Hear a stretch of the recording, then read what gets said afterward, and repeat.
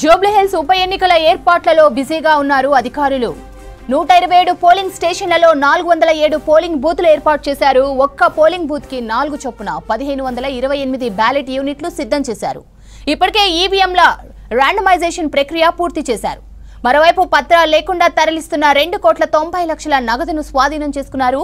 Election code ఉల్లంఘించిన వారిపై 11 కేసులు నమోదు చేశారు. ఇవాళ జూబ్లీహిల్స్ సెగ్మెంట్ కు కేంద్ర బలగాలు రానున్నాయి.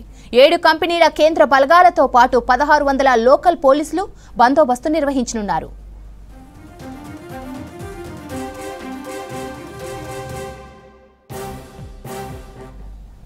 జూబ్లీహిల్స్ బైపోల్ కు ఈసీ ఏర్పాట్ల మీద మరిన్ని డీటెయిల్స్ సదానందం అందిస్తారు. సదా, ఉప ఎన్నికలకు ఈసీ ఏర్పాట్లు ఎలా ఉన్నాయి?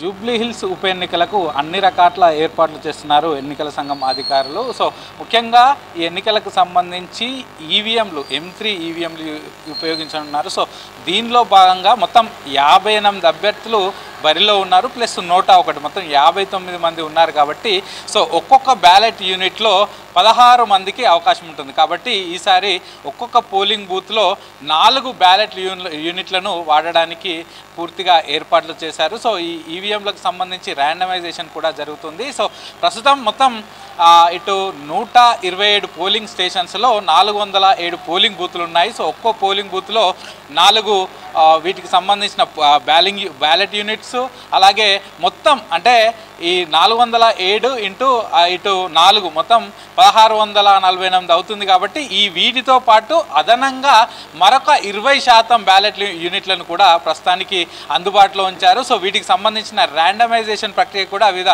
పొలిటికల్ పార్టీలకు సంబంధించిన అభ్యర్థులు వాళ్ళతో పాటు వాళ్ళ ఏజెంట్లతోటి వాళ్ళ ముంగట్నే ఈ ఈవీఎంలకు సంబంధించిన ర్యాండమైజేషన్ కూడా కంప్లీట్ చేశారు. సో ఈ ర్యాండమైజేషన్ అయిపోయిన తర్వాత వీటన్నిటిని డిఆర్సీ సెంటర్ అటు యూసఫ్గూడ్లో ఉన్నటువంటి కోట్ల విజయ భాస్కర్ రెడ్డి డిఆర్సీ సెంటర్కు తరలించారు. సో వాటన్నిటిని ప్రస్తుతానికి భద్రపరిచి ఎలక్షన్ ముందు రోజు ఈ పోలింగ్ బూత్లన్నిటికీ కూడా తరలిస్తామని అధికారులు చెప్తున్నారు. సో అటు బ్యాలెట్ యూనిట్స్, ఈవీఎంలు, వీవీప్యాట్లు, అలాగే కంట్రోల్ యూనిట్లు వీటన్నిటిని కూడా ఆల్మోస్ట్ ప్రస్తుతం అవసరమైన దానికంటే ఎక్స్ట్రాగా ఒక 20% వాటిని ఉంచుతామంటూ కూడా అధికారులు చెప్తున్నారు. ఇక మరోవైపు ఇటు జూబ్లీహిల్స్ నియోజకవర్గానికి సంబంధించి 45 ఎఫ్ఎస్టీలు, ఫ్లయింగ్ స్క్వాడ్ టీమ్స్, అలాగే 45 ఎస్ఎస్టీ టీమ్స్ను కూడా ఏర్పాటు చేశారు. వాళ్ళు మొత్తం నియోజకవర్గం అంతా తిరుగుకుంటూ ఎక్కడ ఆ వెహికల్స్ చెకింగ్ చేస్తున్నారు, సో అక్రమంగా ఉన్నటువంటి డబ్బును కూడా పట్టుకుంటున్నారు. సో ఇప్పటి వరకు 2,90,00,000 నగదును ఇప్పటి వరకు ఇవంతా కూడా అన్అకౌంటెడ్ క్యాష్, వాటికి సంబంధించిన డీటెయిల్స్ కూడా ఎవరు చూపించలేదు. కాబట్టి ఇప్పటి వరకు 2,90,00,000 నగదును పట్టుకున్నారు. సో వీటిలో కొంతమంది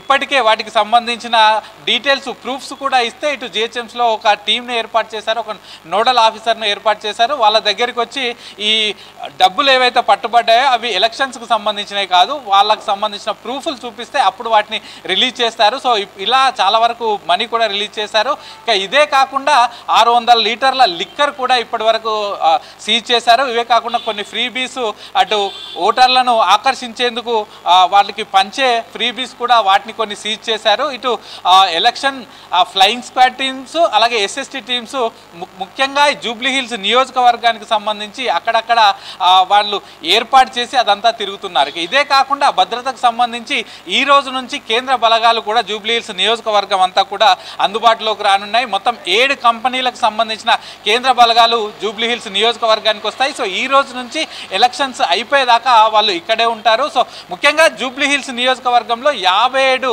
క్రిటికల్ పోలింగ్ స్టేషన్స్ ఉన్నాయి. ఇవన్నీ కూడా సమస్యాత్మకమైనవి. సో ఆయా క్రిటికల్ పోలింగ్ స్టేషన్స్ అన్నింటిలో కూడా పోలింగ్ డే రోజు ఈ కేంద్ర బలగాలను మాత్రమే అక్కడ డ్యూటీలో ఉంచుతామని చెప్తున్నారు. సో వీటితో పాటు లోకల్ పోలీసులు 1600 మంది వాళ్ళంతా డ్యూటీలో ఉంటారు. సో వీళ్ళంతా ఈ సెక్యూరిటీకి సంబంధించిన ఇవన్నీ చూసుకొని ఉన్నారు. ఇదే కాకుండా ఎన్నికల పోలింగ్కు సంబంధించి సుమారు 2,600 మంది సిబ్బంది ఎన్నికల పోలింగ్లో ఉన్నారు. సో ఇప్పటికే ఈ ఎన్నికల నిర్వహణకు సంబంధించి కొంతమంది అధికారులు వీటన్నిటిని చూసుకుంటుండగా డైరెక్ట్ పోలింగ్ అలాగే ఇటు కౌంటింగ్ రోజు మాత్రం 2600 మంది ఆన్ డ్యూటీలో ఉంటారంటూ కూడా అధికారులు చెప్తున్నారు. ఇక ఇదే కాకుండా ఎన్నికలకు సంబంధించి జూబ్లీహిల్స్ ఎన్నికలకు సంబంధించి 3 అబ్జర్వర్స్ని కేంద్ర ఎన్నికల సంఘం నియమించింది. దీనిలో ఈ వ్యయానికి సంబంధించి అభ్యర్థులు ఒక్కొక్క అభ్యర్థి 3 సార్లు వాళ్ళ రిజిస్టర్ని అంటే ఒక్కో అభ్యర్థి కేవలం 40 లక్షలు మాత్రమే ఖర్చు పెట్టాల్సి ఉంటుంది.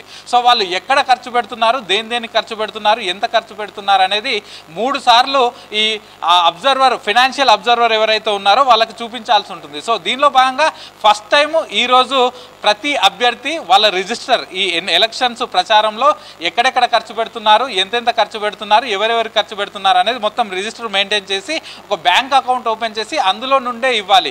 10,000కు పైగా ఎవరికైనా పేమెంట్ చేసేది ఉంటే అది చెక్కుల రూపంలో మాత్రమే ఇవ్వాలంటూ ఇప్పటికే ఆదేశాలు జారీ చేశారు. కాబట్టి ఈరోజు మొదటి దశగా వాళ్ళు ఇప్పటి వరకు ఎంత ఖర్చు చేశారు, ఎక్కడెక్కడ ఖర్చు చేశారు ఏంటనేది కూడా పూర్తిగా ఈరోజు ఫైనాన్షియల్ అబ్జర్వర్ ఎవరైతే ఉన్నారో వాళ్ళకు డీటెయిల్స్ ఇవ్వాల్సి ఉంటుంది. ఇక మరోవైపు ఈ పోలింగ్కి సంబంధించి కూడా ఎక్కువగా ఈసారి ఇటు పోలింగ్ శాతం నమోదవ్వడానికి ఇటు స్వీప్ కార్యక్రమాలు చేస్తున్నారు, ఆ ఓటర్లకు చైతన్యం పరిచే కార్యక్రమాలు కూడా చేస్తున్నారు. సో మొత్తానికి జూబ్లీహిల్స్ ఉప ఎన్నిక పోలింగ్ డే వరకు అన్ని రకాల ఏర్పాట్లు చేస్తాం. అటు సెక్యూరిటీ పరంగా, ఇటు ఓటర్లను చైతన్యపరిచే పరంగా, మరోవైపు ఇటు పోలింగ్ పరంగా అన్ని రకాల ఏర్పాట్లు చేస్తామని జిల్లా ఎన్నికల అధికారి అయితే చెప్తున్నారు. శ్రవంతి.